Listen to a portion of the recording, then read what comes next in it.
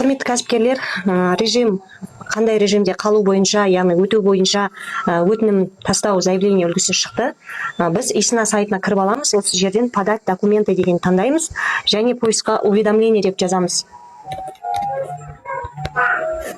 Найтиді бассаңыздар, міне бірінші тұрады уведомление, осыны басып подать дегенді басамыз.